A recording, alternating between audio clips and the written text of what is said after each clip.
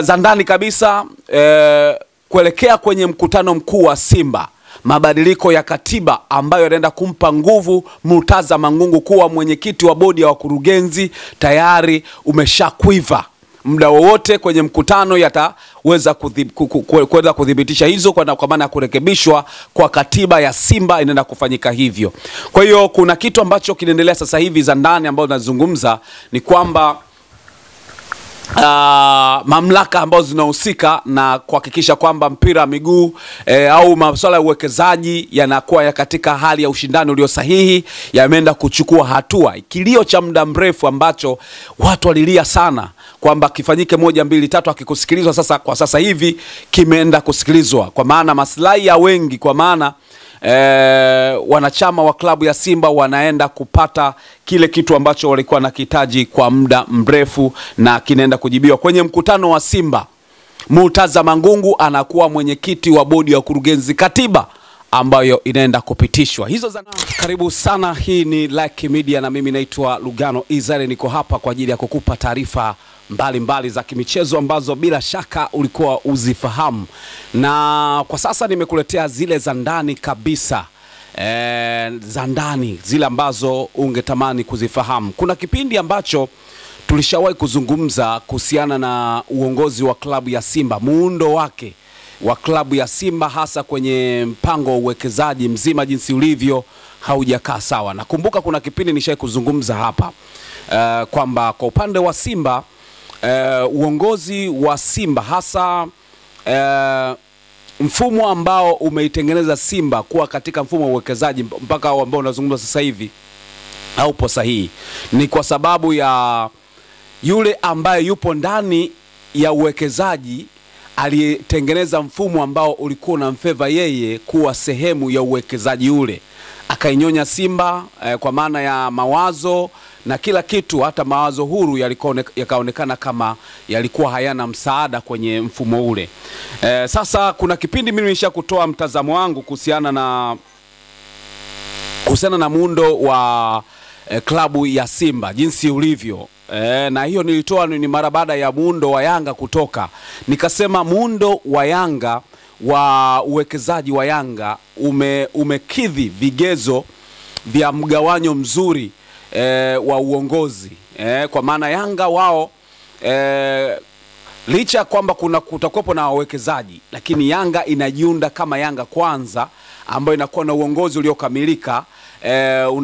Una rais, una katibu mkuu, una wajumbe watendaji na kila kitu ambacho kipo katika mfumo ulio sahihi, na ndipo anakuja kupatikana mtu ambaye anakuja baadaye kuitwa mwekezaji, wakati kwa upande wa Yanga ameshajiunda kila kitu. Lakini nikasema kwa upande wa Simba mwekezaji ameingia kwenye mfumo ambao Simba tena kwa maana kwa upande wa wanachama hakuna mamlaka tena ambayo yanaweza kasimama kwenye msimamo wao wenyewe. Na hii nilikuja kuzungumza mara baada pia ya taarifa kuzungumzwa kwamba mwekezaji hatoi pesa. Mwekezaji anasema anaidai klabu ya Simba kiasi fulani. Hiyo nilikuja kuzungumza, watu wengi hawakunielewa, na ndio maana nasema kuna wakati mwingine watu ambao wanapata nafasi ya kuelewa inawezekana hawajafungua mawazo yao kuelewa. Nikazungumza kwamba kwa upande wa Simba muundo wa uongozi unakutana na bodi ya wakurugenzi ya Simba, ambamo wanaingia wajumbe wa Simba wa kuchaguliwa kutoka kwa wanachama. Anaingia mwenyekiti wa klabu ya Simba kama mjumbe, na sasa hivi wakabadilisha kidogo ikaja kuwa kama makamu wa bodi ya wakurugenzi ya Simba. Lakini kama klabu inakuwa haina watu ambao wanaweza, yani kwa maana haina mfumo ambao wao kama klabu kabla hawajaenda kwenye bodi ya wakurugenzi wanasimama kwanza wao kujadili maslahi ya klabu, then wakienda kwenye bodi ya wakurugenzi wanasimama kwa maslahi ya klabu na misimamo ya klabu.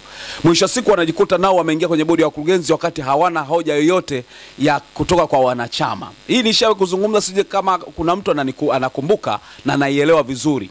Nikasema kwa upande wa Simba muundo huu umechangizwa sana ni kwa sababu yule ambaye anaitwa mwekezaji alikuwepo ndani ya klabu na alitengenezea mfumo ambao ndio ambao ulikuwa unamfavor yeye kuwepo kama mwekezaji. Lakini kwa sasa za ndani kabisa, dawa na mwarobaini wa haya ambao nayazungumza unaenda kutibiwa. Za ndani kabisa. Tena imetoka kwenye mamlaka ya juu kabisa zikitaka Simba wakafanye marekebisho. Nazungumza sasa hivi kuelekea kwenye mkutano mkuu wa klabu ya Simba. Za ndani kabisa nilisikia kwamba kunahitajika kutengenezwa rasimu ambayo inatengenezwa kabla ya kuelekea kwenda kwenye mkutano mkuu wa Simba. Hiyo rasimu bila shaka itakiwa itengenezwe na isambazwe kwa ajili ya watu waanze kufahamu kuhusiana na kile ambacho kinaenda kuzungumzwa. Watu waanze kuelewa muktadha wa mabadiliko ya katiba. Kama umepitia, kuna sehemu nimeiona kuelekea mkutano mkuu wa Simba wameweka kwamba kutakuwa na marekebisho ya katiba. Hayo marekebisho ya katiba ni nguvu ya kimamlaka ambayo imeitaka Simba, za ndani kabisa, nguvu ya kimamlaka imeitaka Simba ikarekebishe katiba ambayo iendane na mfumo wa watu kwenye 51% ambao ni wanachama. Ndio ambao wawe na nguvu kwa kusimamia bodi ya wakurugenzi. Lakini neno mwekezaji liondoke, likaingie neno ambao nasema wawekezaji, kwa maana ndani ya Simba kukawepo na wawekezaji ambao ni wengi, tofauti na sasa ambapo mwekezaji ni mtu mmoja tu ambaye ni Mo Dewji. Sasa za ndani ambazo zimezipata kwamba kile kilio cha watu wengi ambao walikuwa natamani kuona uwazi na msimamo mzuri hasa katika uendeshaji wa klabu ya Simba, hasa katika upande wa wawekezaji, kunakuwa na wawekezaji sio mwekezaji. Manake Simba wakiwa na 51%, ile 49% iende kwa wawekezaji ambao ni zaidi ya mtu mmoja, 5, 4, 10, 7 wote wanaingia hapo, ambapo wanakuwa wanachukua zile hisa za 49. Kwa hiyo jamani, nimeleta hizi story ni mambo ya ndani kabisa. Simba sasa inaenda kujiunda upya kwa katiba ambayo itakiwa ifanywe muda mrefu, lakini kwenye mkutano mkuu wa Simba kunatakiwa kukarekebishwe katiba ambayo itaenda kuwapa nguvu kile kilio cha Murtaza Mangungu kama mwenyekiti kutokuwa mwenyekiti wa bodi ya wakurugenzi. Sasa kinaenda kujibiwa kutoka kwa wanachama, ndio wanaenda kuwa na nguvu ya kuwa mwenyekiti wa bodi ya wakurugenzi. Lakini kitu kingine ambacho kinafanyika ni kwamba lazima Simba iwe na bodi, lazima Simba iwe na kamati ya utendaji, kwa maana Simba iweze kujisimamia yenyewe kwanza kama Simba kabla wawekezaji hawajafanya muunganiko kama ambavyo kwa upande wa Yanga walifanya hivyo. Kwa hiyo za ndani kabisa, kuelekea kwenye mkutano mkuu wa Simba, mabadiliko ya katiba ambayo yanaenda kumpa nguvu Murtaza Mangungu kuwa mwenyekiti wa bodi ya wakurugenzi tayari umeshakwiva. Muda wowote kwenye mkutano yataweza kudhibitisha hizo, kwa maana ya kurekebishwa kwa katiba ya Simba inaenda kufanyika hivyo. Kwa hiyo kuna kitu ambacho kinaendelea sasa hivi za ndani ambao nazungumza ni kwamba mamlaka ambazo zinahusika na kuhakikisha kwamba mpira wa miguu au masuala ya uwekezaji yanakuwa katika hali ya ushindani ulio sahihi yameenda kuchukua hatua. Kilio cha muda mrefu ambacho watu walilia sana kwamba kifanyike 1, 2, 3 akikusikilizwa, sasa kwa sasa hivi kimeenda kusikilizwa, kwa maana maslahi ya wengi, kwa maana wanachama wa klabu ya Simba wanaenda kupata kile kitu ambacho walikuwa nakihitaji kwa muda mrefu, na kinaenda kujibiwa kwenye mkutano wa Simba. Murtaza Mangungu anakuwa mwenyekiti wa bodi ya wakurugenzi, katiba ambayo inaenda kupitishwa. Hizo za ndani kabisa kutoka Like Media, na mimi naitwa Lugano Israel. Nimekwambia baadhi ya vitu ambavyo vinaenda kuangaliwa ni katiba ambayo inaenda kurekebishwa. Licha ya mambo mengi yatakuwepo kwenye mkutano, lakini swala katiba litakuwa ni miongoni mwa jambo ambalo litaenda kusimamia, kwa maana Simba Sports Club itaenda kuwa na kamati tendaji yenyewe, itaenda kuwa na mtendaji mkuu wenyewe, si ndio? itakuwa na mwenyekiti wao wenyewe, then ndio ambao wataenda kuunganisha kwenda kwenye bodi ya wakurugenzi, ambapo sasa hakutakuwa na mwekezaji, kutakuwa na wawekezaji kuelekea kwenye tukio kubwa la Simba. Nadhani huu ndo mkutano mkuu wa Simba wa mwaka ambao utakuwa na maana kubwa sana kwa maendeleo ya klabu ya Simba, tofauti na mikutano mingine yoyote ambayo ishawahi kupita. Sijui kama mtakuwa mnanielewa vizuri. Hizi nimekupa za ndani kabisa. Lakini kitu ambacho tunajiuliza, za ndani ambazo niliambiwa kwamba maelekezo yalikuwa rasimu ya katiba ya marekebisho ya katiba yatengenezwe. Lakini kitu ambacho nakifahamu ni kwamba itakiwa rasimu itengenezwe ambayo wanachama walitakiwa waipitie hiyo rasimu ya katiba. Waipitie na wajiridhishe, wapeane elimu juu ya kile kitu ambacho kimewekwa mle ndani. Lakini mpaka sasa tunavyozungumza sijaona kama hizi za ndani kabisa ambazo nimezipata. Manake zilihitajika kwamba rasimu zipite katika maeneo ya watu waeleweshwe kwamba kutokopo na marekebisho haya na haya na haya, ili watu waweze kupitisha. Lakini mpaka dakika hivi tunazungumza zimebakia siku chache kuelekea kwenye mkutano mkuu wa klabu ya Simba. Rasimu hiyo maana yake wanachama na mashabiki wa Simba, wanachama ambao watakuwepo kwenye mkutano wataenda kukutana na taarifa hizi bila kuzifahamu, bila kuzipitia. Maana yake ni nini? Ni kwamba uongozi wa Simba utakuwa haujawapenyezea zile taarifa sahihi ya watu kujiridhisha kitakachoenda kubadilishwa, hata ushauri, ili rasimu iweze kupitishwa na wanachama na maoni yao, lakini wao wataenda kupitisha katiba.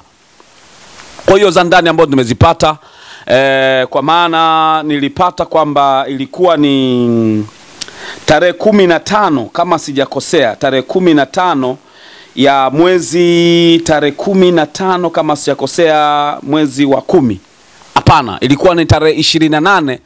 Barua ndo ilikuwa imeandikwa ya mwezi wa 10, ambayo ilienda kwa upande wa Simba kutoa hii taarifa, ikaenda upande wa baraza la michezo, ikaenda upande wa mamlaka kwa maana mwanasheria mkuu wa serikali na maeneo mengine, ikapelekwa kwa maana nakala.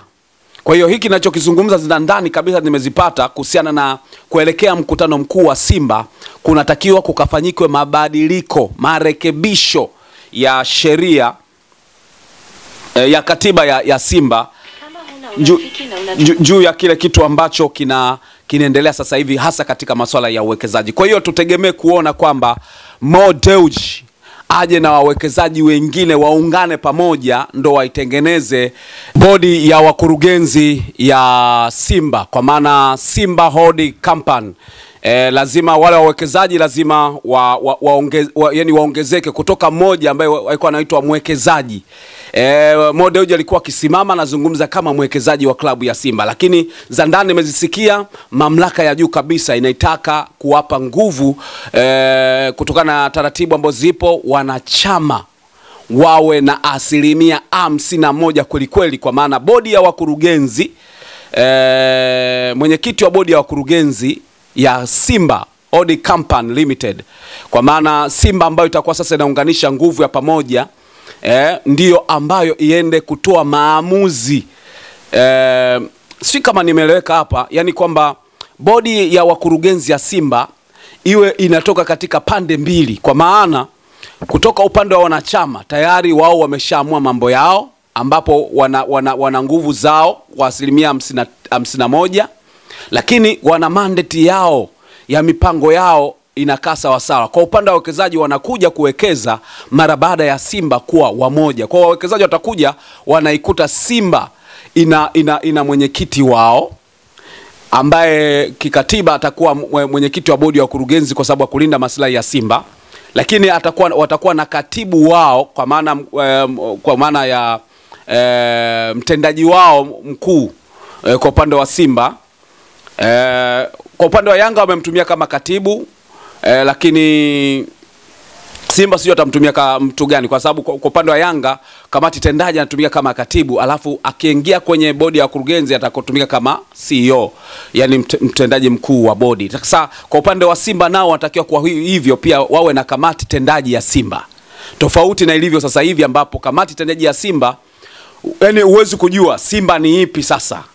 Simba ni pamoja na yani Mo Dewji ndo yani hata kizungumza nisha kutoa maoni yangu kwa kuna wakati Mo Dewji anasimama anazungumza na wanachama wa klabu ya Simba ambao kwake yeye sio watu ambao anatakiwa kuzungumza nao.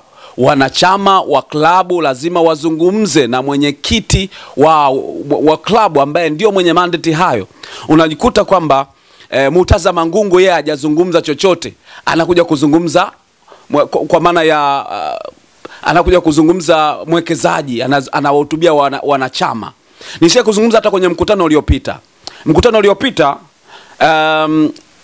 bahati mbaya ni kwamba alikaribishwa mwekezaji kwenda kuzungumza, kutoa salamu. Akazungumza mpaka mipango ya klabu ya Simba. Wakati ule ulikuwa mkutano wa wanachama. Akazungumza tutajenga uwanja, tutafanya hivi. Akajikuta sasa kwa maana ya Murtaza Mangungu amefika, anasema Mo Dewji kanifilisi maneno yote. Akajikuta hana kitu cha kuzungumza tena. Wakati mwenyekiti ndio itakiwa azungumze, hata kama kuna maswali mwenyekiti ndio anatakiwa ayajibu kwa upande wa wanachama. Mimi nilizungumza ile kuna watu hawakunielewa, lakini na kwa hizo ndani ambao nazungumza naamini zinaenda kutekelezeka kwa 99%, labda kitokea kitu kingine, lakini za ndani ninaona zimenyoka kabisa. Kwenye mkutano wa Simba kutakuwa na mabadiliko makubwa sana ya katiba ya Simba ambayo sasa itamweka pembeni Mo Dewji kwenye yeye kutoa kama mwenyekiti wa bodi ya wakurugenzi. Kutaenda kuingiza mwenyekiti wa bodi ya wakurugenzi ambaye ni mwenyekiti wa wanachama wa klabu ya Simba.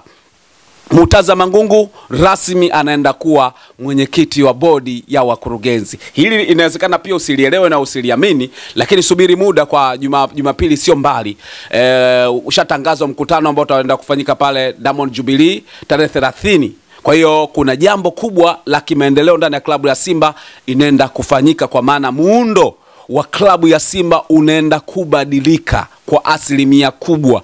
Kimtazamo Simba itaanza kuwa na muonekano wa uwekezaji uliohalisia mara baada ya mkutano huo. Lakini kibaya ambacho mimi mpaka dakika hii za ndani ambazo nimezipata, naamini Simba ilitakiwa kama Simba ilitakiwa waitishe kabla ya kuelekea mkutano mkuu, watoe angalau rasimu ya katiba ya mabadiliko, ili wanachama watakapoenda kwenye mkutano waweze kujua kwamba kuna mabadiliko. Kwa sababu hizo za ndani nasema kwamba uongozi wa juu kabisa mamlaka za serikali ulielekeza kwamba kuandaliwe rasimu kabla ya mkutano mkuu. Kwa rasimu inapoandaliwa, je, inatakiwa wakae na viongozi tu ndani, waje wa surprise wanachama ya kusema mnakubali ndio, mnasemaje tukatae ndio, hapana? Sasa hiyo sidhani kama itakuwa na afya. Mimi binafsi nitegemea kutokana na hizi za ndani ambazo tunazungumza, kulikuwa na haja ya uongozi wa Simba kuambia kwenye hadidu za rejea, lakini pia kutokana na mabadiliko ya katiba. Katiba ni sehemu nyeti ambayo itakiwa waseme kutakuwa na mabadiliko haya. Pendekezwa ni 1, 2, 3. Watu wayapitie ili akiwa kwenye mkutano hata maoni yao yaweze kuwa na maoni yaliyonyooka. Kama kuna mabadiliko, basi mabadiliko yenye mchanganuo ulio bora, ili kuwapa uwazi na uwanda mpana wa kujadili rasimu hiyo. Na ndio maana kuna rasimu ya Warioba iliweza kujadiliwa, licha kwamba haikukamilika, lakini ijadiliwa kabla haijafika popote. Ilikuwa katika mazingira ambayo zikuzungumza, lakini watu walijadili kabla haijaenda kupitishwa kuwa katiba. Sasa wanachama klabu ya Simba wataenda kupitisha katiba wakiwa ndani ya mkutano mkuu bila kupewa taarifa au kupewa mwongozo au angalau picha ya kile kinachoenda kuzungumzwa mle ndani. Angalau hata wataalamu wa sheria na watu wengine wakajaribu kuona katiba au mapendekezo au rasimu hiyo ina mapungufu gani, boresho kwenye upande gani. Yes, hayo ndio mambo ambayo nataka nikwambie kupitia Like Media, kwamba kwenye mkutano mkuu wa Simba kutakuwa na mabadiliko makubwa sana kutakuwa na mabadiliko makubwa sana ya kikatiba ambayo yataenda kumruhusu sasa kwa maana ya Murtaza Mangungu kuwa